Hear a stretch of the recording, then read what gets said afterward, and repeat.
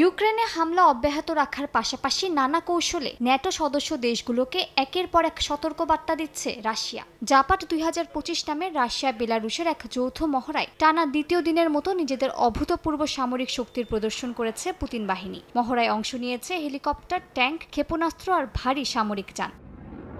সীমান্তের কাছে মহড়া হওয়ায় ইউরোপ জুড়ে উদ্বেগ ছড়িয়ে পড়েছে। বেলারুশের পশ্চিম সীমান্তে ন্যাটোর 3 সদস্য দেশ পোল্যান্ড, লিথুয়ানিয়া আর লাতভিয়া রয়েছে, আর দক্ষিণে ইউক্রেন। ফলে মহড়াকে পশ্চিম কূটনীতিকরা বলছেন সরাসরি ন্যাটোর সহনশীলতার পরীক্ষা।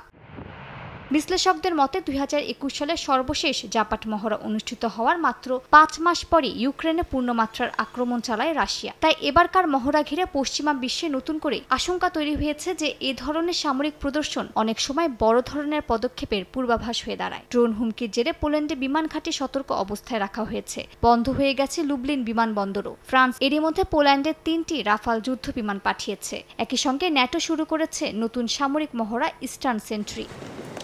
ন্যাটো দেশগুলো রুশ তেল কেনা বন্ধ করলে এবং চীনের ওপর উচ্চ হারে শুল্ক বসালে যুদ্ধ দ্রুত শেষ হয়ে যাবে বলে দাবি করেছেন মার্কিন প্রেসিডেন্ট ডোনাল্ড ট্রাম্প। ন্যাটোকে পাঠানো এক চিঠিতে এই যুদ্ধ দীর্ঘায়িত করার জন্য ইউক্রেনের প্রেসিডেন্ট ভলোদিমির জেলেনস্কিকে দোষারোপ করেছেন তিনি। ন্যাটো সদস্য তুরস্ক, হাঙ্গেরি ও স্লোভাকিয়া এখনও রুশ তেল কিনছে। বিশ্লেষকরা বলছেন এই কারণে ন্যাটোর অবস্থান দুর্বল হচ্ছে। চিঠিতে ট্রাম্প হুঁশিয়ারি দিয়েছেন যে এসব দেশ যদি একসঙ্গে রাশিয়ার বিরুদ্ধে না দাঁড়ায়, তিনি নিজেও এসব দেশের ওপর বড় ধরনের নিষেধাজ্ঞা দেবেন। মার্কিন প্রেসিডেন্টের প্রস্তাব অনুযায়ী চীনা পণ্যের ওপর 50 থেকে 100% শুল্ক আরোপ করা হবে। যুদ্ধ শেষ হলে এই শুল্ক তুলে নেওয়া যেতে পারে বলে পরামর্শ দেন তিনি।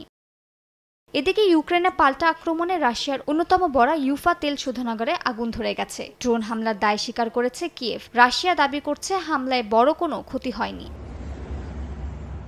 মালিহা সুহরওয়ার্দী, সময় সংবাদ।